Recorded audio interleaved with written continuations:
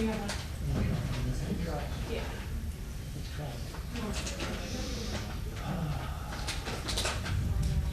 So my wife is out there because she's going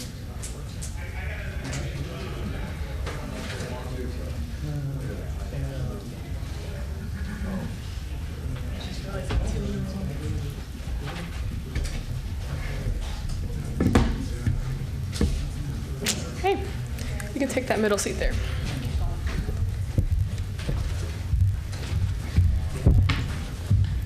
All right, we are now joined by Grant Enfinger, winner of today's Baptist Health 200. Grant, back-to-back playoff wins for you, back in Talladega, not here at Homestead. You're clinched into the Champ 4. Talk us through those emotions. Yeah, obviously it was huge for us at Talladega, first win for the team, and just overall special for a lot of personal reasons.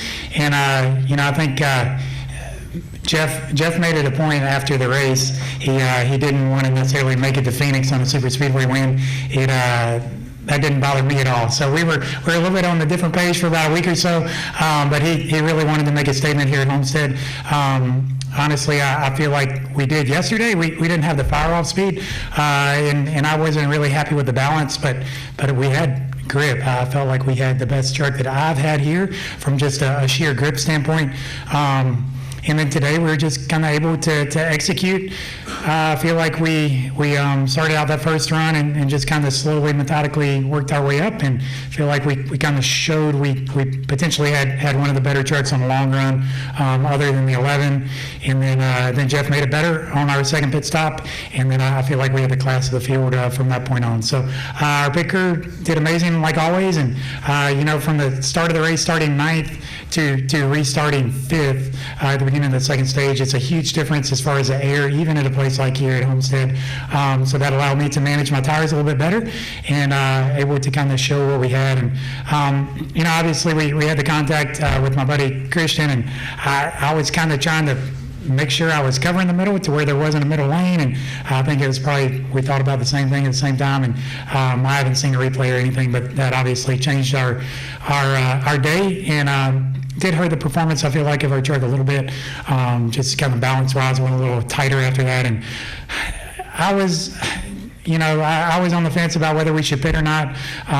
There was a lot of smoke coming in. Felt like it was getting a little bit better, but obviously we made the right move coming in and pulling the tires out, and then really just the caution played out at the right time. I do think we had a truck that was potentially capable of overcoming that on straight up tires. If we had gone, green flag for an entire 50-lap sequence, if everybody was on the same tires, I think we were strong enough to potentially make a run at it. But the way it did, I think saving the fuel allowed me to actually save more tires, and it made us look maybe a little bit smarter than we deserved today. But the biggest takeaway for me is I feel like we had the best Chevrolet out there. We had the class of the field, and we got off sequence strategy, and maybe Bob will call it a fuel mileage race. I don't know, but I call it a performance of speed. A superior speed is what I feel like we had today. And from a driver confidence standpoint and a team confidence standpoint, that's the best kind of wins. All right, we will go ahead and open it up to questions. We will start with Davey. Davey Siegel with Sirius XM NASCAR Radio. So to your point, you were already locked in. So on the surface, you would think, no worries, just have a good time at Homestead, Martinsville, don't really prepare too much for those two, just focus on Phoenix. I mean, Joey Logano said that that's what he and his team were doing. How much preparation did you guys put in this week for this track in particular? We've definitely been focusing on Phoenix. We've already got our Phoenix truck ready.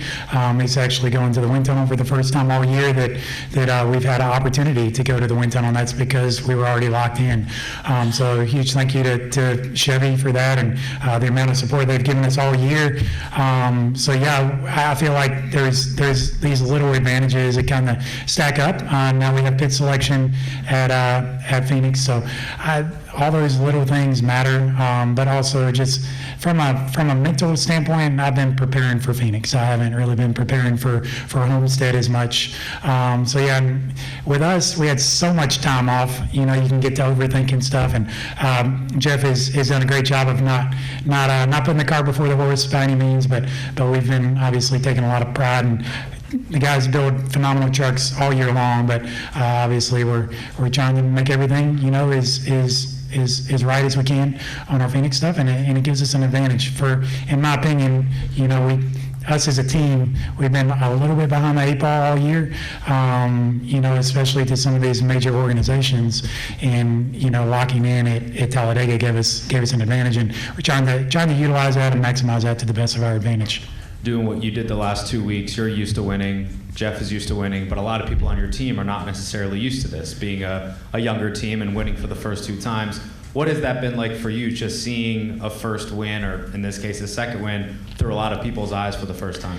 Yeah, it's really cool. It's been a lot going on this whole year, a lot of just stuff going on beyond our team through family members and such like that, and so it definitely means a lot to a lot of people. And yes, there's kind of a good mix. It's about 50-50 in the shop of guys that were previously at CR7 Motorsports, and yes, some of them hadn't experienced a win until a couple weeks ago at Talladega, and then a couple of them that we recruited that are used to winning, like you said. And but even if you've won at this level before, to do it for the first time as a group and then do it back to back is obviously very special. And you know, momentum means a lot in all sports, obviously. I think confidence means even more. I think this allows myself, Jeff, George Stone, Jim Pierce, Dan Tamani, our engineer, I think it gives us all the confidence, because we've had this intermittent speed all year long. I feel like we've had 4 or 5 opportunities where we've had a truck capable of winning. I feel like we had a truck just as good at Darlington as we had today, and we had a tear-off get on our grill screen and had to pit on the green, and this week we pitted on the green to pull a tire out. I just feel like we've had a lot of that stuff happen, but hopefully we can make all the stars line up, but control everything in our hands for Phoenix. Go ahead. Dave Moody from MRN and Sirius XM NASCAR Radio. Were you at all aware of how many guys on the same fuel strategy as you ran out in the last 2.5 laps, or was that just information that Jeff didn't think you needed? No, Jeff was on me hard the whole time about saving, and man, I saved from lap 1 and was just coasting a lot more, and I felt like I had saved at least 2 laps worth by the time we were 20 laps in, and I knew the 38 and the 2 were on our same strategy, and I didn't want them to go away from us. And I feel like the older you are in tires, the harder it is to pass guys, but I feel like our fuel mileage savings, I feel like, helped us save our tires even better. And I just committed to running the bottom every lap that I could, rolling out of the gas, trying not to use any brake, and just coasting as much as I could, especially in 3 and 4. I was always entering at the bottom in 1 and 2, and there was, when I was aggressive saving, I could wrap the bottom, but I felt like we were losing a few tenths of a second then. I feel like we had some speed left in our tank if we needed it, but I do think the fuel mileage saving definitely helped me with my tire savings as well. Let's go to Lee. Lee Spencer, Sirius XM NASCAR Radio and CatchFence.com. We hear the slogan, names are made here for trucks and Xfinity, but the first 2 guys to qualify for the championship 4 round were you and Allmendinger. How much has experience and maturity helped you get to this point, and how is it going to help you once we get to the season finale? I think always experience helps, and there's obviously different competitive edges that certain organizations, certain drivers, certain crew chiefs have. But like I kind of alluded to earlier, I think confidence is probably the biggest thing. Championship 4 is something I've experienced a couple of times before.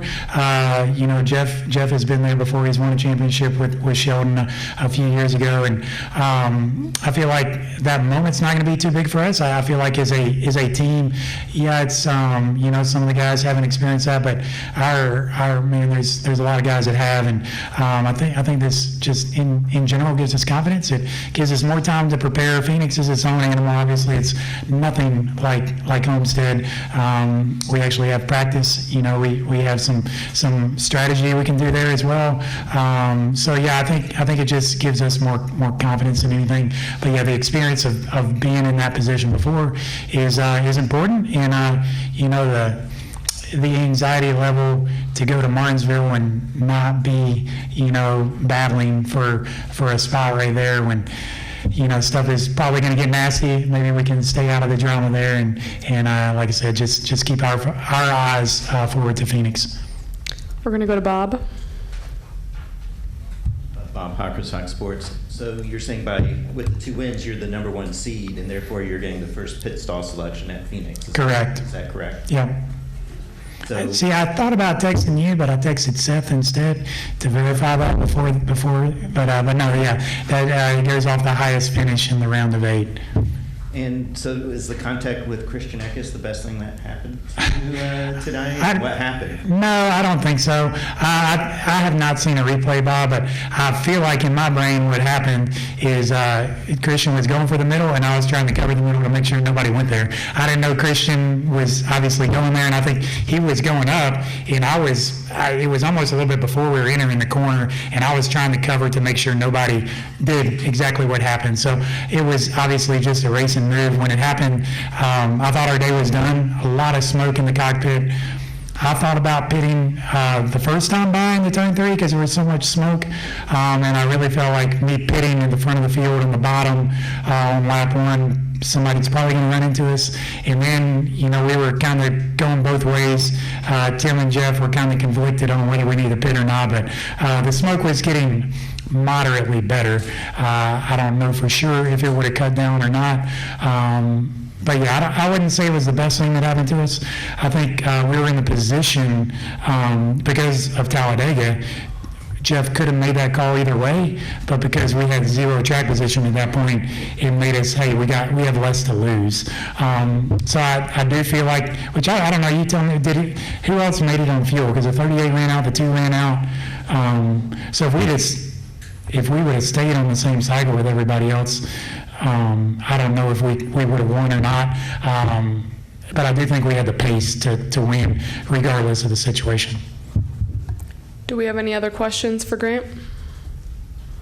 All right, thanks for the time and congratulations. Thank you.